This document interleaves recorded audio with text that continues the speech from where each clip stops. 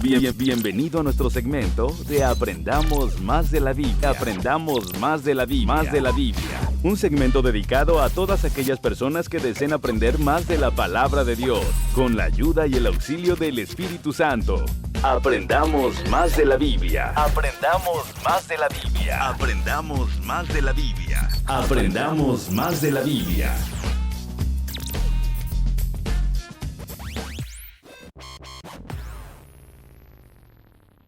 Bueno, hoy vamos a estar hablando acerca de la palabra poca fe.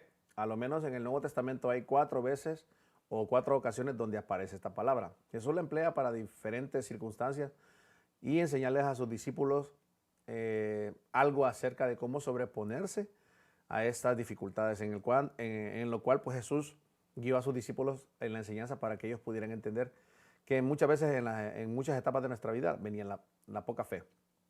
Bien, acompáñenme al libro de Mateo capítulo 6, verso 30. Y Jesús le emplea esta palabra para reprender la ansiedad. Por eso miren lo que dice el libro de Mateo capítulo 6, verso 30. La primera vez donde Jesús utiliza esa palabra, donde se reprende a los discípulos y les dice poca fe, hombres de poca fe. Si la hierba del campo que hoy es y mañana se echa en el horno, Dios la viste así, ¿no hará mucho más a vosotros, hombres de poca fe? Aquí es la primera vez donde aparece en el Nuevo Testamento y déjenme comentarles que la palabra que se utiliza para poca fe es una unión de 2 palabras.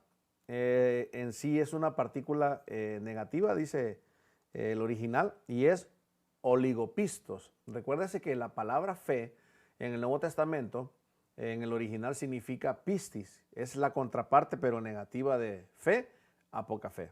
Entonces, oligopisto está formada de 2 palabras, dice que es alguien que está en un estado de incredulidad, es decir, falta de confianza. Entonces Jesús, en el momento que le enseña a sus discípulos acerca de sobreponerse en cuanto a la ansiedad, porque Él reprende la ansiedad, recuérdense que nosotros vivimos en este mundo donde el afán y la ansiedad está en cada sistema, en cada movimiento que nosotros hagamos. A diario nosotros tenemos un tiempo limitado, tenemos muchas cosas que hacer en el trabajo, en la familia, en la iglesia, imagínense. Y ese sobrecargo de horas en nuestra vida genera ansiedad.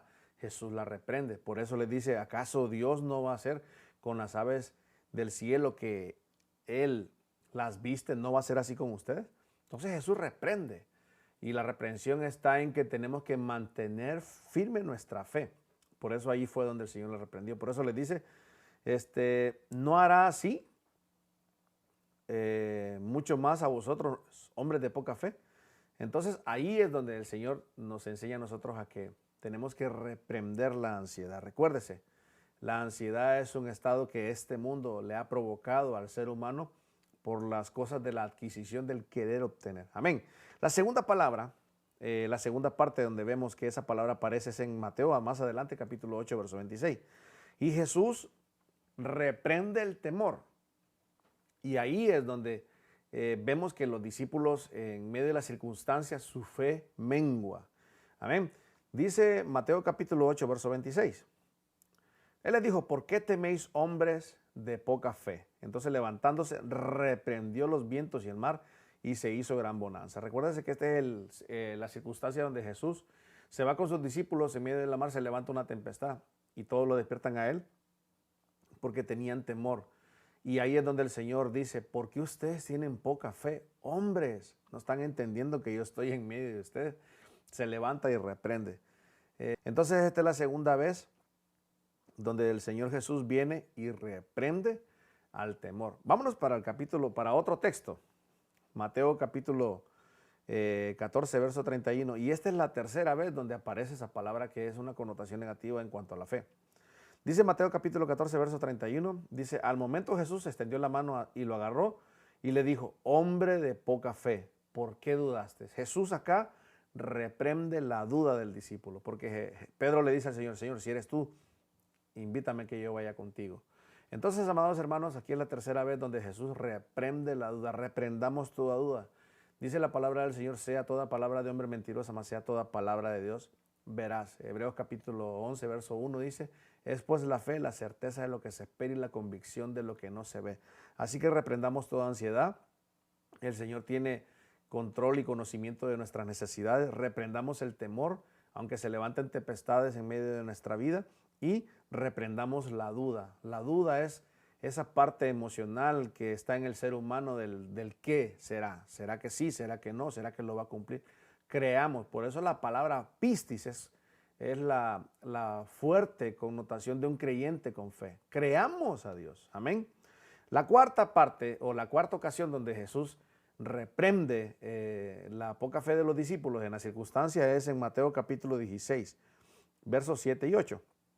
Ellos pensaban dentro de sí, esto lo dice porque no trajimos pan. Y entendiéndolo Jesús les dijo, ¿por qué pensáis dentro de vosotros, hombres de poca fe, que no tenéis pan? ¿No entendéis que aún ni os acordáis de los 5 panes entre los 5,000 hombres y cuántas cestas recogisteis?